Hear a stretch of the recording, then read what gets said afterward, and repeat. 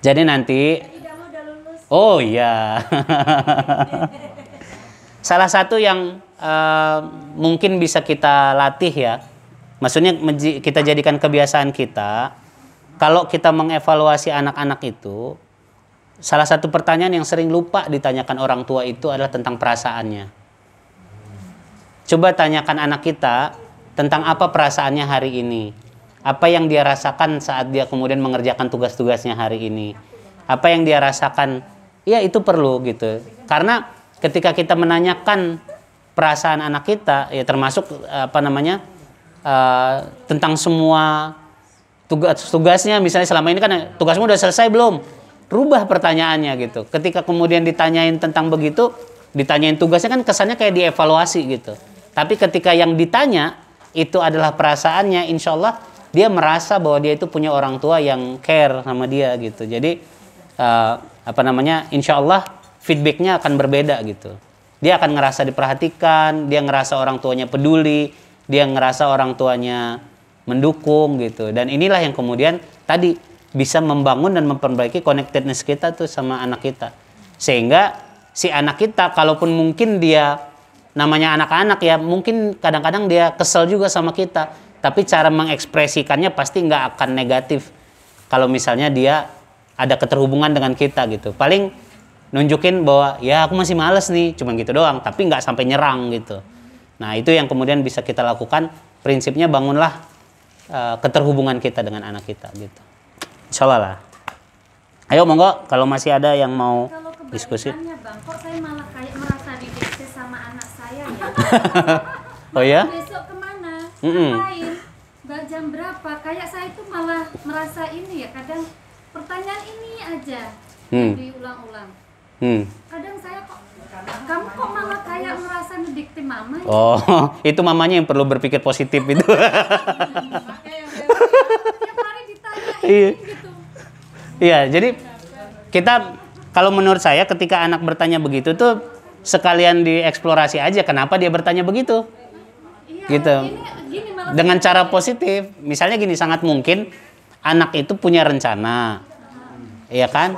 Iya gitu, sangat mungkin. Jadi nanya dulu. Saya malah berpikir gini Bang, jangan-jangan kalau mau pergi kamu mau main. Oh kan? Belum. Dengan cara ini sih bercanda. Oh gitu. Iya. Iya, artinya it's okay aja. Tapi kalau menurut saya itu apapun lah ya, kalau misalnya anak-anak kita nanya-nanya kayak gitu, lihatlah dari sisi positif. Artinya kita pun perlu meresponnya dengan komunikasi yang positif juga gitu. Jadi jangan sampai kita merasa ketika anak kita bertanya, dia posisinya kayak menyerang kita. Atau kayak tadi kan mendikte bahasanya, bukan begitu, belum tentu gitu. Jadi lebih baik, emang kenapa? Kamu mau ngajak mama kemana? Nah, kan bisa begitu kan? Emang kamu mau ngapain? Pernah. Gitu. Enggak sih, cuma nanya doang gitu. Oh ya udah aja gitu. Tapi nggak apa-apa. Nggak apa-apa. Bagus dong dia perhatian. Iya, kalau misalnya kalau di rumah misalnya saya dengan keluarga itu justru kebiasaan bertanya aktivitas besok itu menjadi sesuatu yang biasa sih gitu. Besok ayo mau ngapain aja? Besok bunda mau kemana? Mau apa? Anak-anak juga begitu gitu. Cuma orang tuanya cuma sekali kok gua nih orang tua lu ngomong. Aku aja kadang nanyain dia cuma jawab gini, Bang. Besok Gendo apa pelajarannya yang dari anu gitu? Ya begitu aja, cuek aja dia jawabnya, tapi giliran dia yang nanya itu ini Bang. Pak Ustadz, nggak apa bagus ya. Bagaimana supaya apa yang kita ketahui, misalnya kita ada sesuatu yang pengen kita sampaikan itu biar anak itu bisa mau mudah untuk dia komunikasi dengan kita, supaya dia bisa apa yang kita mau nasihatin itu lebih cepat diterima sama mereka. Kalau yang saya lakukan sih, kalau misalnya ke anak-anak ya pengen nyampein pesan apapun, itu saya awali dengan menjelaskan latar belakang. Kenapa saya perlu ngomongin ini ke dia gitu. Jadi ada alasannya gitu. Ada alasannya, misalnya saya pengen nasehatin misalnya kayak Abang Rozan misalnya, itu ada ikut dia sekarang. Dia nih suka nonton YouTube, ya. Nah, saya ingin kasih pesan ke dia itu tentang bahwa kalau kamu nonton YouTube, tayangan-tayangan di YouTube itu sangat mungkin berpengaruh kepada persepsimu, dan ini bahkan bisa mempengaruhi sikap kamu nanti ke depan gitu dengan apa yang kamu tonton itu. Nah, saya pengen kasih pesan itu ke dia gitu. Nah, ini saya awalnya nggak langsung bilang jangan gitu, Bang, video ini jangan, bukan gitu. Tapi justru diceritakan dulu gitu bahwa setiap orang kalau bikin sesuatu itu pasti ada tujuannya. Orang bikin video YouTube itu dia punya tujuan sendiri, dan sangat mungkin orang-orang yang bikin video itu YouTube itu juga sedang mengkampanyekan ideologinya dan seterusnya gitu. Sehingga kamu perlu untuk kemudian memperhatikan itu gitu. Ideologi kita ini kan Islam, perlu terjaga tuh. Bahkan ada orang-orang di YouTube itu yang bahkan menampilkan seolah-olah Islam padahal menjauhkan kita dari Islam dan seterusnya gitu. Kalau misalnya nanti salah-salah di awalnya, ini bisa mempengaruhi sikap kamu terhadap Islam juga gitu, misalnya gitu. Itu sih gitu. Jadi ceritakan latar belakangnya, baru nanti poinnya ya dia alhamdulillah ya anak-anak itu cerdas-cerdas kok gitu. Dia ngerti kok gitu ketika kita kemudian menyampaikan latar belakang ini, cukup baru di situ aja yang kita sampaikan, justru dia memahaminya itu bisa lebih cepat gitu. Itu sih, kadang-kadang orang tua tidak sabar untuk menyampaikan itu. Jadi mereka to the point gitu, bahwa langsung aja itu, ini nggak boleh, kamu harus ini, kamu semestinya begini, tidak seharusnya kamu begitu. Itu kebanyakan orang tua tuh langsung di poin itu, sehingga yang terjadi adalah resistensi dari si anaknya gitu. Jadi bukan dia belum terbuka tapi udah dihajar gitu, akhirnya kan depend si anaknya gitu. Jadi lebih baik jadi kita ngobrol ke dia, bukan memposisikan dia sebagai orang yang salah gitu, tapi teman diskusi gitu, dan memberi ruang ke dia untuk kemudian menentukan pilihan yang dia mau gitu kira-kira. Betul. Jadi iya, yang saya perhatikan kebanyakan gitu, orang tua itu ketika nggak setuju karena dia menganggap dirinya itu lebih tua, lebih tahu, lebih pinter gitu. Gitu. Punya ilmunya. Kenapa? Nggak punya ilmunya.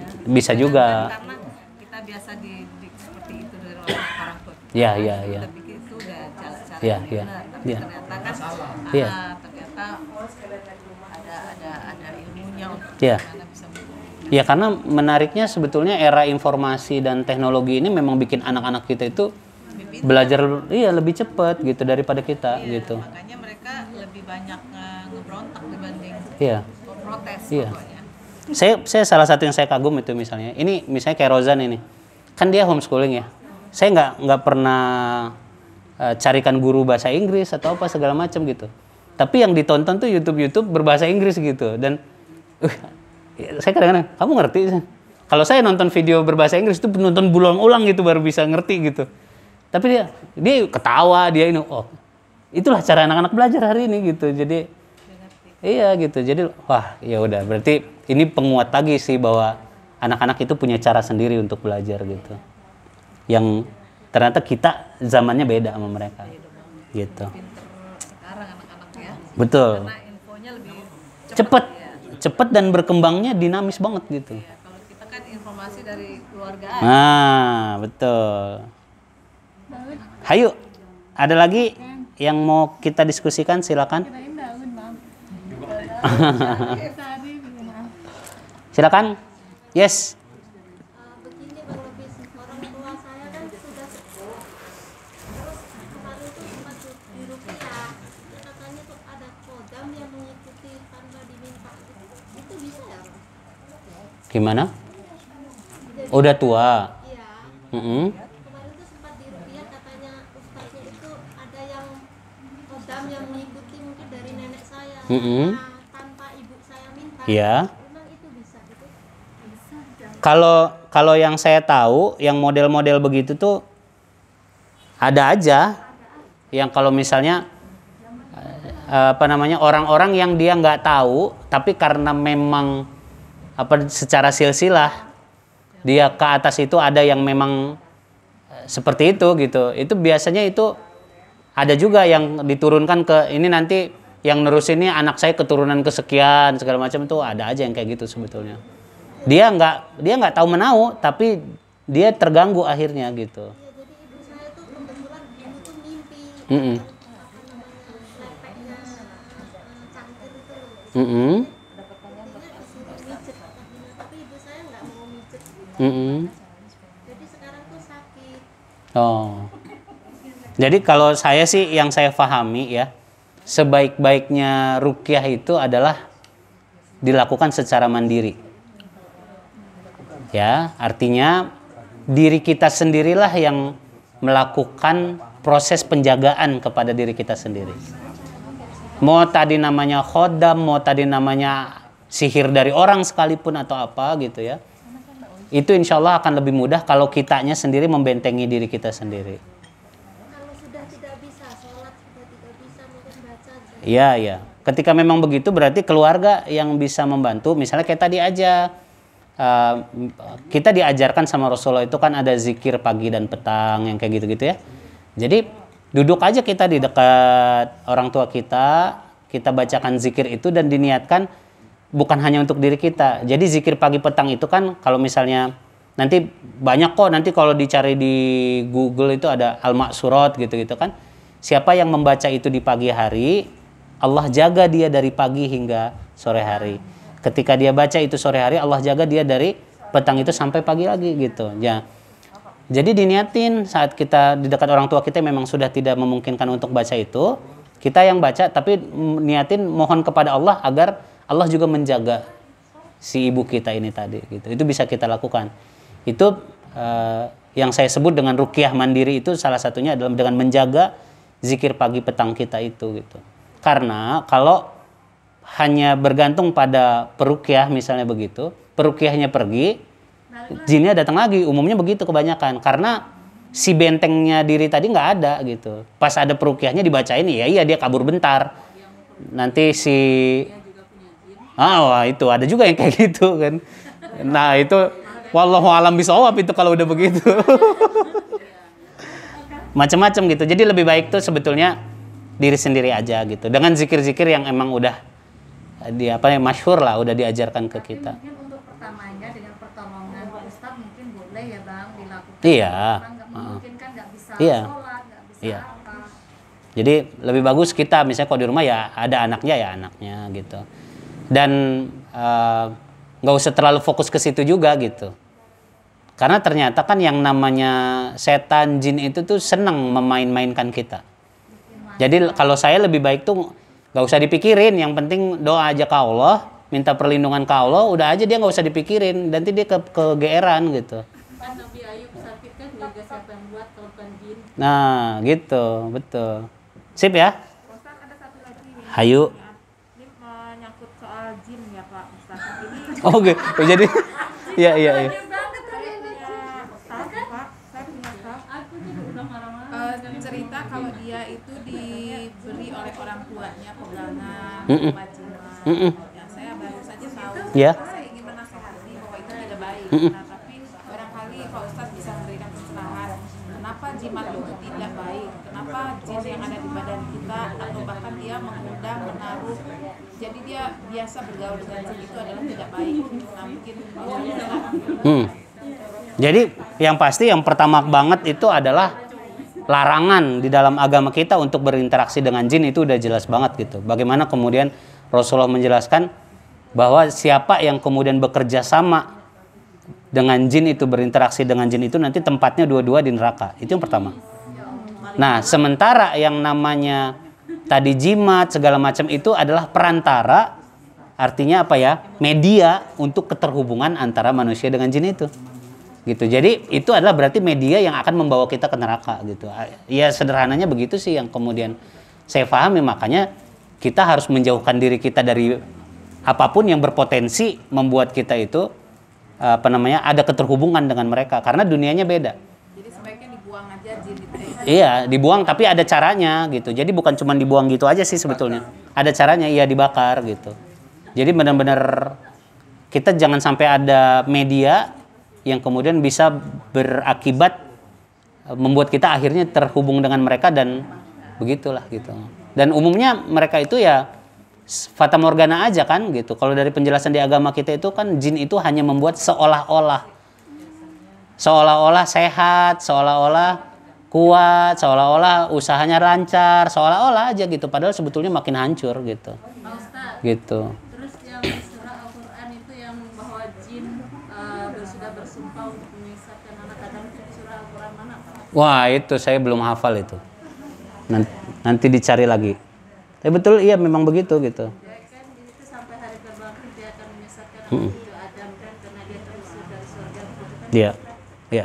Gimana? Nggak dengar. Siapa yang ingin bersekutu dengan Ya, jadi saya lupa itu Al-Quran surah apa, tapi prinsipnya awal mula semua ini itu adalah saat kemudian siapa namanya si jin itu, iblis itu kemudian meminta penangguhan ketika Allah waktu itu mau menghukum dia saat dia tidak mau bersujud kepada Adam kan awalnya begitu ya. Saat penciptaan Adam itu kan ditunjukkan oleh Allah bahwa yang namanya manusia ini nih lebih mulia daripada jin dan malaikat. Ya, sehingga Allah bahkan tes waktu itu dengan mengenalkan nama-nama benda, kemudian malaikat disuruh nggak bisa, jin disuruh nggak bisa, Adam disuruh bisa gitu. Sehingga ini pembuktiannya gitu. Sehingga Allah perintahkan kepada jin dan malaikat untuk bersujud kepada Adam bukan dalam konteks penyembahan, tapi kemudian sebagai bukti bahwa dia nih manusia ini lebih mulia gitu. Nah, kesombongan si iblis waktu itu adalah merasa dirinya lebih baik kan gitu. Wah, nggak mungkin dong gitu. Jadi merasa diri lebih baik inilah yang kemudian dibenci oleh Allah. Kemudian Allah tempatkan dia keluar dari surga mau dimasukkan ke neraka. Nah, itu tadi dia minta penangguhan itu tadi. Untuk apa? Menggoda semua anak cucu Adam. Apa namanya? Dalam perjalanannya dari semua sisi. Tapi kata Allah, justru menariknya Allah persilahkan. Dipersilahkan itu iblis untuk kemudian apa namanya melakukan itu, tapi kata Allah kamu nggak akan bisa melakukan itu kepada hamba-hambaku yang ikhlas. Jadi yang ikhlas nih yang lolos nih. Al-Araf surah 15. Al-Araf ya. Tanya dong, kemarin kan membaca Al-Quran. Ya maksudnya ngeliat terjemahannya. Satunya gini, jangan pokoknya intinya manusia yang durhaka, yang durhaka sama Allah itu yang masuk neraka. Pengen tahu yang durhaka itu apakah salah satunya sendiri atau apa? Mendurhakai Allah itu adalah prinsipnya kita akan disebut mendurhakai Allah di saat kita udah tahu ini perintah Allah, tapi nggak dikerjain. Iya dong, gitu. Ada perintah Allah nggak dikerjain. Allah udah jelas-jelas larang, itu yang diamalin. Nah, itu namanya durhaka sama Allah gitu. Udah masuk aja semua. Jadi, apapun yang nggak boleh kata Allah, ya nggak boleh aja, jangan dikerjain. Apapun yang kata Allah, udah kamu kerjain ini, kerjain gitu. Jadi kalau udah Allah bilang kerjain, kita nggak kerjain, ya itu namanya durhaka. Gitu. Jadi apapun lah banyak itu kan. Jadi kalau mau dirinci bakal banyak banget. Jadi intinya kebalikannya ya kita akan disebut taat kepada Allah saat kita mengerjakan semua yang diperintahkan oleh Allah dan saat kita nggak mau coba-coba mengerjakan sesuatu yang udah jelas Allah larang gitu. Gitu. Siap lah.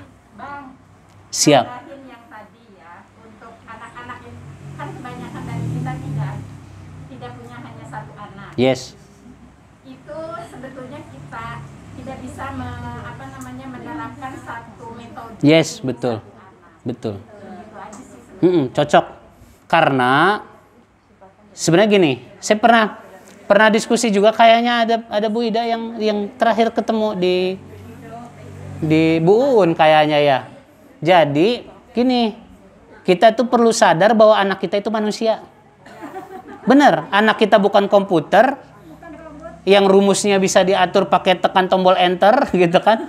Nggak bisa gitu. Artinya gini, kalau misalnya belajar parenting sekalipun, nggak otomatis semua ilmu parenting itu bisa diaplikasikan ke anak kita. Jadi ada buku-buku parenting, ada pelatihan parenting, ada ahli parenting ngomong ini dan itu segala macam, dijelasin teori ini teori itu, ya itu cocok buat anak orang lain, belum tentu cocok buat anak kita. Kalau menurut saya, kenapa kita perlu belajar parenting? Supaya kita punya banyak referensi, ada tambahan pemahaman. Sementara aplikasi ke anak kita, sesuaikanlah dengan kondisi masing-masing anak kita yang punya keunikan sendiri-sendiri itu, gitu. Betul banget itu. Jadi nggak bisa kalau misalnya mama belajarnya begini, langsung diaplikasikan begitu, nggak bisa gitu. Karena anak kita punya keunikan sendiri gitu. Dan itulah yang menjadi ladang amal buat orang tua, keunikan itu. Jadi terlalu enak kalau misalnya mengaplikasikan teori-teori itu udah langsung berhasil ke anak kita, terlalu mudah mendapat surga dari seorang titipan yang namanya anak itu. Gitu ya. Cocok. Baik, ini udah mau masuk waktu zuhur. Rasanya masih asik aja kalau kita diskusi, tapi waktunya kita persiapan sholat. Ya, silakan yang memperbarui wudhu, kita berwudhu dulu. Kita lanjutkan agenda kita dengan sholat Jumat berjamaah ya.